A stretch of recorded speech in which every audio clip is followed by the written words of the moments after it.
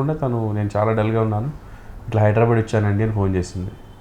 కానీ మాకు పెద్ద మాటలు లేవు, అంటే కొట్టారు కదా దూరంగా ఉన్నాము. అంటే నాకెందుకు చేసింది, ఎక్కడున్నారు చెప్పండి అంటాను. నేను వెళ్ళిపోతున్నాను, మళ్ళీ మీరు రావద్దు, కలవద్దు, వెళ్ళిపోతున్నాను, రావద్దు. ఎక్కడి నుంచి వెళ్ళిపోతున్నారంటే ఇట్లా బస్ స్టాండ్ అండి, దిల్సుఖ్నగర్ బస్ స్టాండ్ అంటే అర్జెంట్గా వస్తా అని చెప్పి ఫ్రెండ్ బండి తీసుకొని బయలుదేరి వెళ్ళేసరికి బస్సు ఎక్కి వెళ్ళిపోతుంది. సరే బండి పార్క్ చేసి నేను ఆ బస్సులో ఎక్కేసాను. కండక్టర్ టికెట్ అడిగాడు, కొంచెం మీరు మధ్యలో ఎక్కడ ఆపుతారో అక్కడ దాకా టికెట్ ఇవ్వండి అని. ఆ లోపు బదిలాడుతా ఉన్నాను, దిగండి నేను పొద్దున్న పంపిస్తా, ప్లీజ్ మాట్లాడదాం అని. కొంచెం దూరం దిల్సుఖ్నగర్ దాటి వనస్థలపు అక్కడికి వెళ్ళాక దింపేశాను. దింపేసి ఇంకా నా బండి మీద ఎక్కించుకొని మా రూమ్కి తీసుకొచ్చా. బ్యాచిలర్స్ రూము, సోలో, మా రూమ్మేట్ లేడు.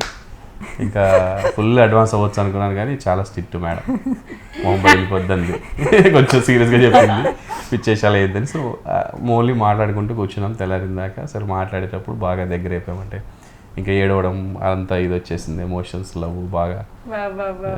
సో తనకు కూడా ఒరిజినల్గా లోపల ఉందనేది అర్థమైంది అప్పుడు. సో ఏం పర్లేదు, టెన్షన్ పడద్దు, బాగా చదువుకో, నేను ఇక్కడ వర్క్ చేసుకుంటాను, ఇలా ఉందామని చెప్పి అనుకుని నడుపుతుంటే ఇంకా ఇక్కడి నుంచి నేను ఎప్పుడైతే బస్సు ఎక్కించానో ఇంకా బస్సు ఎక్కి వెనక్కి తిరగడం స్టార్ట్ చేసిన దగ్గర నుంచి నాకు ఎంత ఉందో అంత తనకు వచ్చేసింది ఆటోమేటిక్గా, ఏదో ఫీలింగ్ బాగా వచ్చేసింది అనమాట. ఇంకా